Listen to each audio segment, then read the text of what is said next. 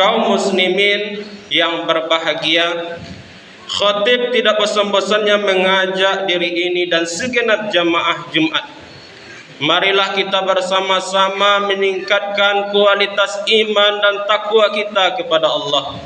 Takwa dalam artian al-imtisalu awamirillah wajtinabun nawahi, menjunjung tinggi perintah-perintah Allah dan menjauhi apa yang dilarang oleh Allah Subhanahu wa taala. Kaum muslimin sidang jamaah Jumat rahimakumullah. Hari ini adalah hari yang mulia, yaitu hari Jumat, Sayyidul Ayyam, Yaumul Jum'ah.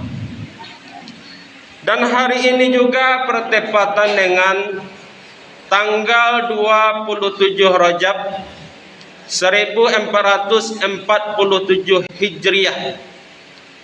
Pada 27 Rajab ini terjadi peristiwa besar yang dialami oleh Nabi Muhammad sallallahu alaihi wasallam, yaitu Isra wal Mi'raj Nabi Muhammad sallallahu alaihi wasallam.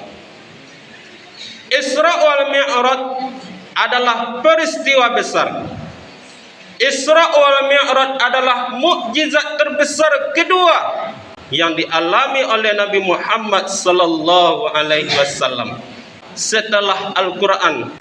Nabi Muhammad sallallahu alaihi wasallam diisrakan, diperjalankan dari Masjidil Haram yang ada di kota Makkah menuju ke Masjidil Aqsa yang berada di Palestina.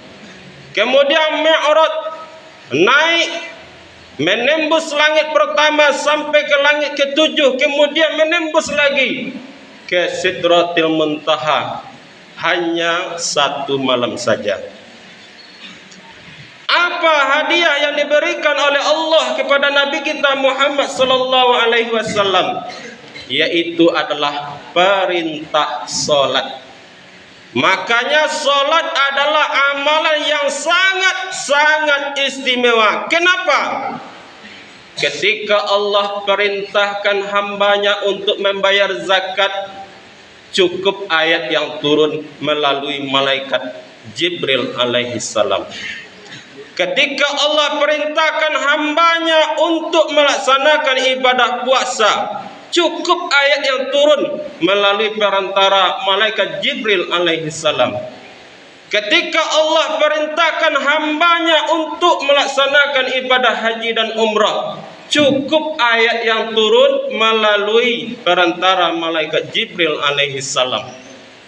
Akan tetapi kaum muslimin, ketika Allah perintahkan hambanya untuk melaksanakan ibadah salat, tidak cukup ayat yang turun.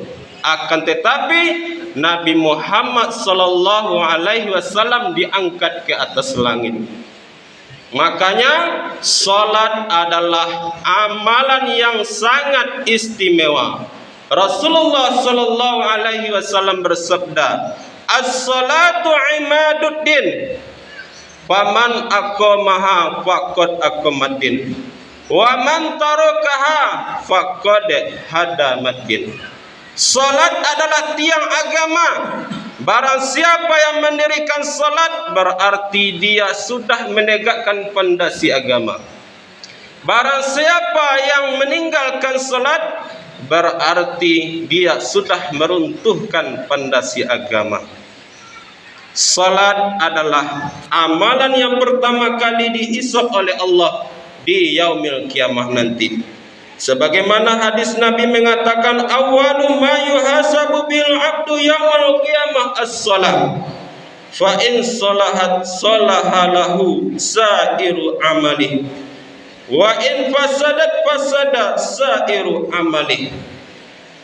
Amalan yang pertama kali, perkara yang pertama kali dihisab di yaumil kiamah nanti adalah salat. Apabila salatnya baik, maka baik pula lah amalan-amalan yang lainnya. Namun sebaliknya, apabila salatnya buruk, bermasalah, maka amalan-amalan yang lain ditolak oleh Allah Subhanahu wa taala. Kemudian Nabi mengatakan, as-salatu miftahul jannah. Salat adalah kunci pembuka pintu surga. Di akhirat Allah Subhanahu wa taala memanggil hambanya, wahai hambaku, ke sini.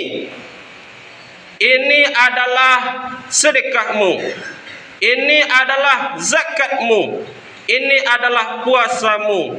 Ini adalah pergi haji dan umrohmu. Ini adalah kamu pernah dulu membantu orang. Kemudian mana kuncinya? Kemudian seorang hamba itu berkata kepada Allah, ya Allah, apa kuncinya? Kuncinya adalah salat. Tidak ada salatku ya Allah.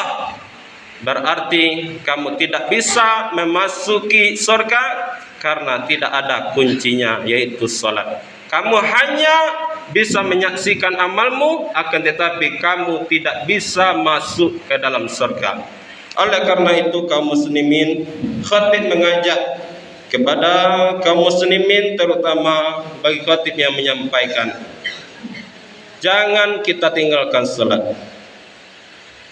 Ada istilah mengatakan, salatlah Anda sebelum Anda disolatkan.